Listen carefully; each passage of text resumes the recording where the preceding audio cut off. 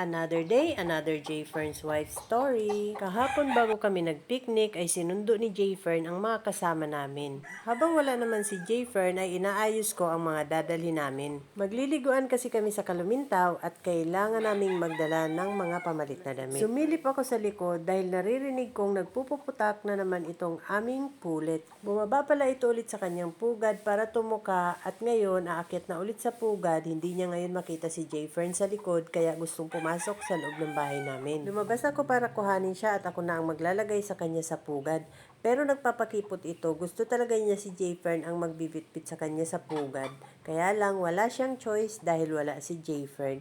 Maya-maya lumapit ulit siya sa akin. Kinuha ko na nga at hindi na siya pumalag. Golden Boy sweater pulit nga pala ito na nakakross sa 1/4 Gilmore kaya dark leg siya. Na-acquire namin ito kay Ma'am Roxy Jimenez noong Fiestag sa MOA Arena. Dinali ko na nga pala siya sa pugad niya para lumimlim na ulit siya. Pag mga 1 week na siyang nalimlim ay sisilipin namin ang mga itlog niyan para malaman kung may similya lahat. Habang hinihintay ko si J. Fern na dumating ay sinilip ko ang incubator at yan may mga napisa na ngang sisiw. Itong dalawang magkasama ay anak yan ng aming white brood hen sa aming Bagsik Line broodcock at yung nasa kabila naman ay itlog yan ng Dink Fair 5K sweater. Tinutukan na niya ang shell para makalabas yung kapatid niya. I-declare kami.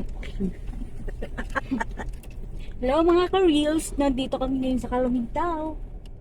Friday night bago kami pumunta ng Kalumintaw ay nagpa-reserve kami ng cottage para pagdating namin kinabukasan ay may cottage na agad kami. Kaya lang pagdating namin, yung cottage number 5 na naka-reserve sa amin ay may naka-occupy na pala. Mga katutubo ang nagmamanage doon sa Kalumintaw River. Sila rin yata ang may-ari ng mga cottages. Dito kami sa kabilang dulo pinapunta dahil meron pa daw ditong cottage na walang laman. Nasa unahan namin yung katutubo at ginaguide kami kung nasaan yung cottage na yon.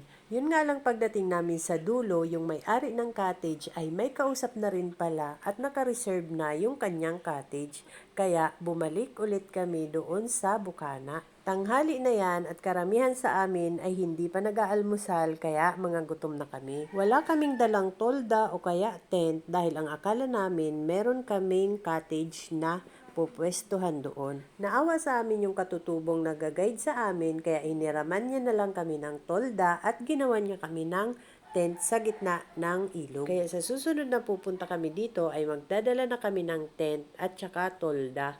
Mahirap ng pagdating doon ay baka occupied na naman lahat ng cottage. Madami kasing pumupuntang mga tao dito sa Kalumintaw River dahil napakalamig ng tubig, ang sarap maligo. Naniningil sila ng entrance fee dito at may bayad din ang mga cottage. Napakaganda ng project na ito at dahil sa project na to malamang hindi na bahain ngayong tag-ulan ang mga katutubo sa Kalumintaw.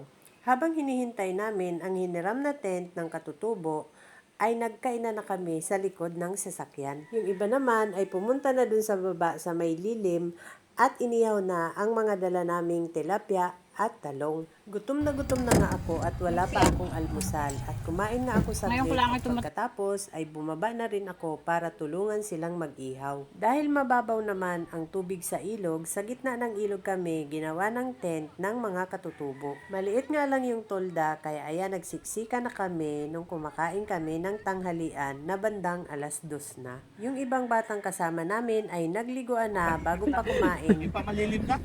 Nagtyaga nga kami dito kainitan. Nagagawin na tayo lumamig. Kaya ka na lang lumamig. No. Yeah, maraming lalaki. Tara na doon sa malalim. Maraming lalaki doon. Doon kayo, oh. Magpaanot kayo mula doon. Ganyan. Ako kayo doon sa hulo. That's all guys. Thank you so much for watching. Please like, share, and follow for more. See you on my next video. Bye!